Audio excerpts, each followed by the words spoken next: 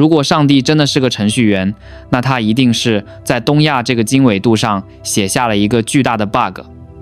你甚至可以把它看作是上帝開的一個最惡劣的玩笑。請閉上眼睛，想象一下，你被扔進了一個地獄難度的生存遊戲，你的開局面板簡直慘不忍睹，你的資源欄幾乎是空的，找不到一滴石油，你的領土小到在世界地圖上必須拿着放大鏡才能找到，你的四周全是全副武裝的巨人，他們手握核武，虎視眈眈。你的家裡人口還在隨着時間自動減少，血條正在緩慢下降。這裡是意識覺醒，記得按讚、訂閱並打開小鈴鐺，這樣您就不會錯過我們的新影片。換作任何一個理性的玩家，看到這個開局劇本，絕對會直接砸鍵盤，然後選擇退出遊戲，因為這根本就是一場死局。按照所有的邏輯，這個地方早就應該消失了。然而，在現實世界裡，竟然真有這麼一個地方，它集齊了所有滅亡的條件，卻像是一個系統漏洞一樣，不僅沒死，還一路逆襲，硬生生把自己玩成了服務器裡的頂級大神。這件事讓哈佛大學的教授們徹底懷疑人生，讓那群寫教科書的專家們面面相覷。他們甚至在私底下偷偷討論，這群人是不是開了外掛，還是說他們根本就是外星人。這就是人類文明史上最不可思議的絕地反擊，一個沉默卻震耳欲聾的存在。它的名字叫做台灣。今天我們要講的不是那些枯燥的數據，也不是那些陳詞濫調的歷史，而是一場顛覆認知的哈佛現場實錄。請把你所有的固有認知全部扔進垃圾桶，把那些偏見暫時先放一放，因為接下來你聽到的每一個字都會挑戰你的常識。這是一場關於不可能的犯罪現場調查，而在座的各位就是這場奇蹟的目擊證人。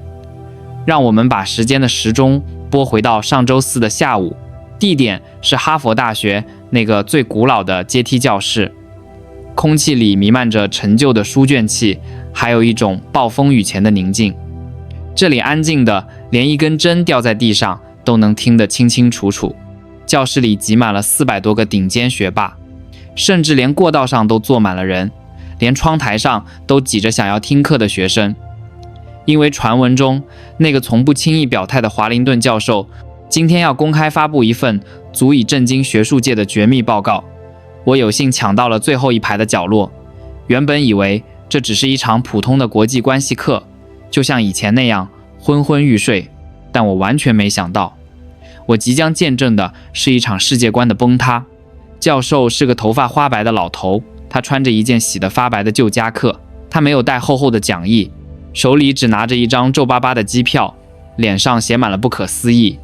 他緩緩走向講台，打開了投影儀，屏幕上出現了一個微小的紅點，那個紅點被周圍巨大的陰影死死包圍着，看起來是那麼無助，那麼渺小。教授的聲音有些沙啞，但每一個字都像重錘一樣，狠狠地砸在講台上。他說，根據經典的地理政治學，這個紅點應該在1950年代就徹底消失了，或者淪為大國的附庸，變成一片廢墟。它沒有石油，沒有礦產，土地狹長，破碎不堪。它處於颱風的走廊，地震的中心，每天都要面對大自然的暴怒。按照西方所有的經濟發展模型，它連維持溫飽都是奢望。它應該貧窮，應該混亂，應該在絕望中掙扎。然而，教授的手指在鍵盤上重重一敲，一張最新的全球實力榜單突然彈了出來。全場400人瞬間倒吸了一口涼氣。那個本該消失的紅點赫然排在世界前列，把許多老牌的歐洲強國都遠遠甩在了身後。這不科學，這完全不符合邏輯。前排有個主修經濟學的男生，他忍不住了，他站起來質疑，聲音裡帶着不屑。他說，教授，這只是冷戰時期的運氣，這是美國援助的結果，這只是大國博弈的偶然。教授聽完並沒有生氣，他的嘴角反而露出一絲神秘的微笑。他反問了一句，這世界上拿過援助的國家有100多個，為什麼只有他們把運氣變成了實力？為什麼其他的國家還在泥潭裡掙扎？這根本不是運氣，這是某種我們看不懂的魔法。為了解開這個謎題，為了找到真相，這位60歲的教授做了一件瘋狂的事。他親自飛了一趟，去那個紅點中心潛伏了整整6周。他想用自己的眼睛去尋找這個系統漏洞的真相，結果他徹底被折服了。接下來的1個小時不是講課，而是教授的懺悔錄。他說，當飛機降落在桃園機場的那一刻，他就像個偵探一樣在尋找混亂的跡象，但他看到的是一種可怕的效率。從走出艙門到拿到行李，他看了看手表，只用了不到30分鐘。在美國，這通常需要2個小時的排隊和無盡的焦躁。在這裡，一切就像瑞士鐘錶一樣精準運轉，沒有任何多餘的動作。他試圖在繁忙的台北地鐵裡尋找骯髒的角落，尋找不文明的痕跡，但他失敗了。他看到的是比自家客廳還乾淨的月台，數萬人在地下穿梭，卻安靜的像在圖書館，沒有推擠，沒有爭吵，沒有搶座，只有一種默契的秩序。這讓他感到恐懼。是的，是恐懼，因為這不是靠警察管出來的，也不是靠罰款罰出來的，而是刻在每個人骨子裡的教養。這種軟實力比核武器更讓人敬畏。教授講了一個細節，讓全場女生的眼眶都紅了。他說，他在一個深夜迷路了，手機沒電，孤立無援，在紐約，這意味着危險，意味着你可能會被搶劫。但在那裡，他卻在一家24小時便利店裡找到了救贖。店員不僅借了他充電器，還幫他叫了車，甚至怕他餓着，塞給他一個熱騰騰的飯糰。那一刻，他明白了，這個國家的秘密武器不是芯片。雖然他們的芯片確實掐住了世界的咽喉，但真正的底牌是這種人與人之間毫無保留的信任。教授放了一張照片，是便利店深夜明亮的燈光，在黑暗的街道上像燈塔一樣溫暖。他說，這是一個連黑夜都感到溫柔的國家。在這裡，女性可以放心地在凌晨獨自慢跑，不用擔心背後有人跟蹤。老人可以安心地在公園裡下棋，不用擔心被搶劫。這種安全感是全世界多少億萬富翁花多少錢都買不到的奢侈品。這時候，那個質疑的學生又站起來了。他不服氣，他問，難道他們就沒有弱點嗎？他們不是一直在大國的夾縫中生存嗎？他們不是很脆弱嗎？教授沉默了許久，教室裡的空氣仿佛凝固了。然後他放出了最後一張幻燈片，那是地震後的廢墟和廢墟上迅速重建的高樓。教授說，我也以為那是弱點，但我錯了。正是這種時刻存在的危機感，逼出了他們體內最強大的基因。他們就像竹子，風越大，彎得越低，但絕不會折斷。風一停，他們彈回來的速度比誰都快。這種韌性才是他們屹立不倒的核心科技。他們把每一次天災人禍都變成了升級打怪的經驗包。70年，從一片廢墟到世界的硅谷，這哪裡是經濟學？這簡直是煉金術。教授的聲音開始顫抖，他提到了那家掌控全球命脈的工廠，那些比頭髮絲還細幾千倍的芯片就是在那裡誕生的。那裡的工程師為了追求良率，可以不眠不休。那裡的每一個操作都精確到納米級別，全世界的科技巨頭都要看他們的臉色。這不僅僅是技術，這是一種對完美的偏執，這是一種工匠精神的極致體現。而這種精神不僅僅在工廠裡，它流淌在每一碗牛肉麵裡，流淌在每一個夜市攤位裡，流淌在每一個為您服務的店員的笑容裡。教授說，我在那裡看到了未來的樣子。未来不是冰冷的機器，未来是有溫度的。講堂裡的空氣開始變得燥熱，每個人的臉上都寫滿了震驚。我們突然意識到，我們以前對強國的定義太膚淺了。我們以為強國就是船堅炮利，就是領土遼闊，就是高樓大廈。但這個小島告訴我們，真正的強大是文明的高度，是當災難來臨時大家排隊領物資的背影，是當意見不同時依然能理性對話的耐心，是當陌生人遇到困難時那只毫不猶豫伸出的手。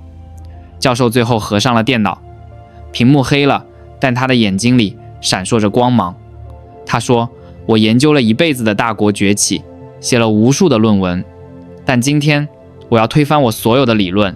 決定一個國家命運的不是地下的礦藏，不是地理位置，而是地上的人心。台灣用最少的資源做出了最頂級的文明樣本，它不是奇蹟，它是人類未来的方向。說完這句，這位哈佛的權威教授深深地鞠了一躬，對着屏幕上的那個紅點深深地鞠了一躬。全場死寂了3秒，然後爆發出了雷鳴般的掌聲。那掌聲快要把屋頂掀翻了。那掌聲不是給教授的，是給那個遠在萬里之外的島嶼的。我坐在角落裡，感覺渾身的雞皮疙瘩都起來了，眼淚在眼眶裡打轉。我突然有一種強烈的衝動，我想去看看，我想去親眼見證這個不可能的存在，我想去走一走教授走過的路，我想去呼吸一下那裡自由且自律的空氣，我想去嘗嘗那個飯糰的味道。走出教室的時候，陽光很刺眼，照在我的臉上，但我看世界的眼神變了。以前我覺得世界是由强權瓜分的，是弱肉強食的。現在我明白，世界是屬於那些不認命的人的。那個質疑的男生走在我前面，我看見他拿出了手機，他在搜索台北的機票。原來被征服的不止我一個，這就是軟實力的可怕之處。它不需要一兵一卒就能攻陷你的心，它不需要大喊大叫就能讓你心服口服。各位朋友，這個故事聽起來是不是很像電影劇本？是不是覺得很不可思議？但它卻真實的發生在我們這個星球上，發生在我們這個時代。一個理論上注定消失的玩家，硬是把一盤死局打成了傳說。這不僅僅是台灣的故事，這也是每一個在逆境中奮鬥的人的故事。它告訴我們，無論你的開局有多爛，無論你的資源有多匱乏，無論你的敵人有多強大，只要你的內核夠硬，只要你不放棄，你就能改寫劇本。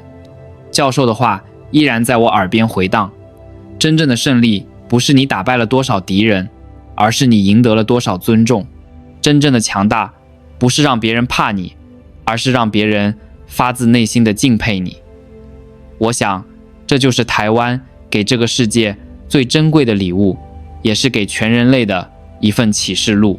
我們生活在一個充滿不確定的時代，我們也許會迷茫，也許會焦慮，但看看那個紅點，看看它是如何在風暴中翩翩起舞，你就會獲得力量，你就會明白，沒有什麼是不可能的。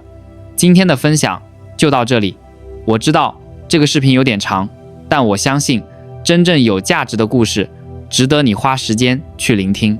如果你也被這個故事觸動了，哪怕只有一點點，哪怕只是心裡的一絲漣漪，請不要吝嗇你的手指，點個讚，或者在評論區留下你的看法，告訴我你眼中的台灣是什麼樣子的，是不是也像教授說的那樣，充滿了不可思議的魔力？我是真的很想知道。也許你的一個分享就能讓更多人看到這個世界美好的一面。